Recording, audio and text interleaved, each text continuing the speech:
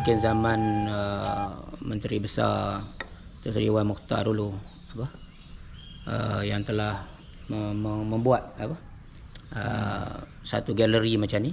Ini bagus, kita dapat info dan maklumat, oleh pelawat dari luar dapat maklumat penting. Dan kita harap Tok Gajah ni juga sejarah mereka bersama ulama di sini ada satu galeri untuk penerangan. Saya minta pada Kerajaan Terengganu supaya dapat buatkan satu galeri untuk menyatukan peranan-peranan ulama ni. Bila pergi satu galeri itu, dia ada belaka sejarah pahlawan-pahlawan yang berjuang menentang penjajah, peranan ulama, Tok Kepaloh ke apa, membimbing para pahlawan-pahlawan Pahang tu, atau beri semangat pada perjuangan pahlawan-pahlawan Pahang. Kena ada galeri supaya orang yang datang ke Terengganu ni dia dapat maklumat yang jelas selain pada berziarah ke bumi Pahang. Kerana kalau kita tengok filem Mat Kilau, dalam masa 17 hari saja boleh dapat 71 juta, menunjukkan bahawa sambutan yang sangat luar biasa, kalah filem-filem lain. Bahawa rata-rata pahlawan Melayu dan orang Melayu ni, generasi baru ni nak kepada semangat pahlawan. Bagaimana peranan ulama dulu membimbing para pahlawan dengan berani menentang penjajah. Dan kita nak beri semangat gambaran ini supaya ulama-ulama yang ada sekarang ni faham tanggungjawab mereka untuk beri semangat kepada para pejuang-pejuang. Dan para pejuang pula nak ikut berjuang, kena ikut ulama. Sebagaimana pahlawan dulu mengikut dan belajar dengan ulama. Kalau berjuang tanpa bimbingan para ulama sebagai warasatul anbiya, para nabi, tak ke mana perjuangan kita. Jadi sebab itu kita nasihatkan juga sahabat-sahabat NGO dan juga kawan-kawan yang lain yang duduk dalam gerakan yang berjuang fisabilillah, rujuk kepada guru mursyid ulama masing-masing. Sebab itu kekuatan pahlawan-pahlawan dulu. Tanpa ulama, perjuangan fisabilillah tak ke mana para pejuang.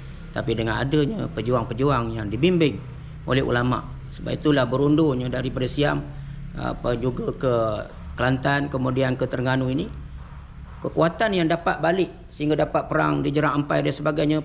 Mat Kilau, Tok Bahman apa semua menyerang, dan sehingga Tok Gajah pun meninggal di Hulu Terengganu ini, menunjukkan bahawa peranan ulama di Terengganu ini memberi didikan, bimbingan, semangat perjuangan begitu hebat seperti yang ditunjukkan oleh Tok Kepaloh dan juga ulama-ulama yang ada di sini. Jadi itu menunjukkan bahawa peranan ulama sangat penting, kerana kekuatan kita menentang penjajah bukan kekuatan zahir sahaja, tetapi strategi yang betul dan bimbingan para ulama, guru-guru mursyid, supaya kita tidak terlencong niat kita. Kita bukan mencari dunia. Para pejuang fisabilillah mencari redha Allah, berjuang kerana Rasulullah, kerana Islam. Maka sebab itulah dengan bimbingan ulama pahlawan dulu terbukti. Sebab itu filem Mat Kilau sangat menarik. Saya tengok ialah kerana akhir ending filem itu membawa kepada membesarkan Allah, mentauhidkan Allah, bukan membesarkan persenjataan atau usaha luaran, tetapi balik kepada tauhid kepada Allah Subhanahu Wa Taala. Itu yang menyebabkan ruh kita hidup.